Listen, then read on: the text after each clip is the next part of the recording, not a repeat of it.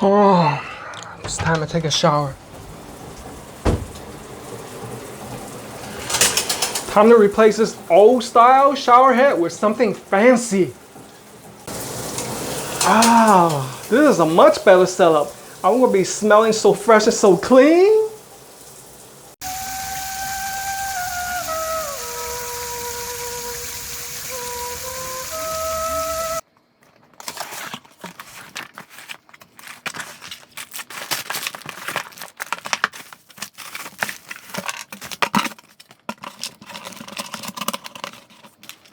So there's a lot of stuff jam-packed into this box.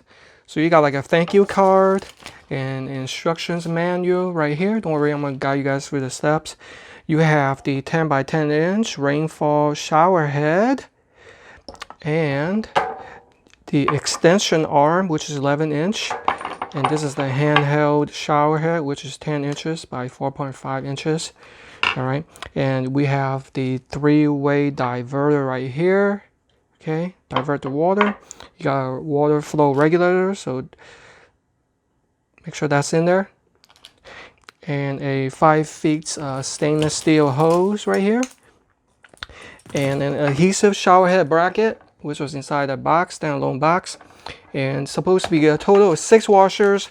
I think 3 of them or 4 of them are already attached to a part of these other items, and just 2 standalone one, and of course with 2 Teflon tape, and they even threw in a free sponge, or what do you call this, a loofah. Yeah, that's gonna help. The rainfall shower head itself is made of black stainless steel. What you see right there are 156 anti-clog silicone nozzles. The material of the connectors are made of brass, so not cheap quality material, and that's one of the different washers I was mentioning. And this is the installation, but I'm gonna walk you guys through it.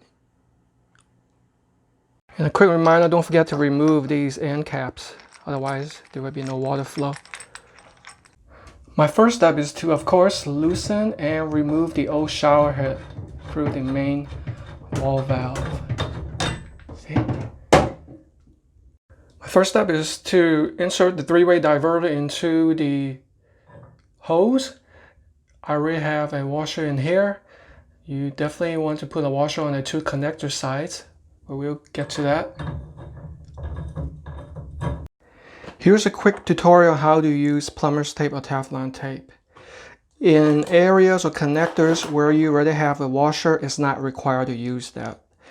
So let's say, for example, I don't have a washer in the connector piece, right? So you're basically going to use a Teflon tape with it facing me. You always start from one end and wrap it clockwise. Otherwise, when you screw it on, it will fall off, come off, or tear. In this orientation clockwise, you want to wrap it a couple times at the start and then eventually finish at the end. Next step is to put a seal inside the bigger extender arm end. See, and then I'm going to connect it up here. So don't get that end confused with this end, because this is big enough to connect into here.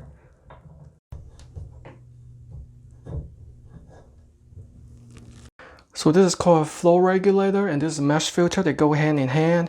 I'm looking at reference is my old shower head handheld unit. It goes like that.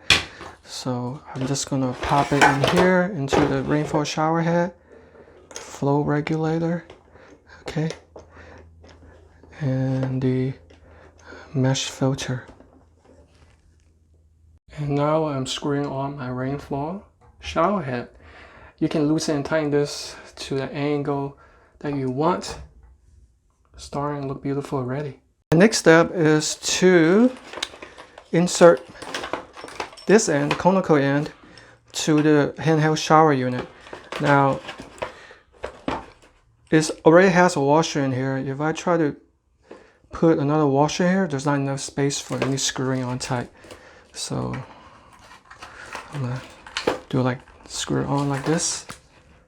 And I'm gonna screw on the remaining end to the end of the three-way diver. That's the only thing left open.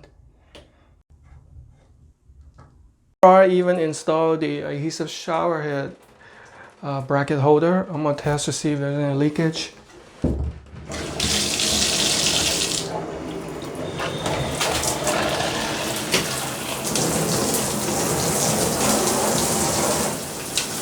I think I see some leakage up on the tops coming from the hose.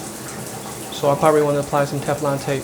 So wrap it around clockwise a couple of times around the opening and eventually finish out at the end.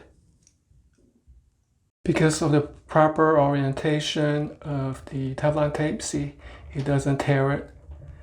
And now it should be a tight fit. And I also throw on some Teflon tape on this connector piece right here too, just to ensure that it won't leak again. I also decided to throw some plumber's tape here too.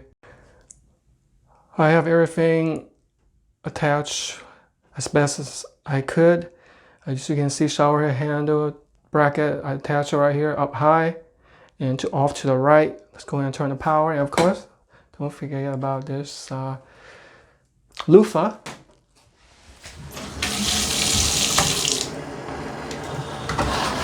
Okay, here's mode 1. Do you see the top switch is pretty much 12 o'clock depending on where you have it oriented. This is the high mode, all right?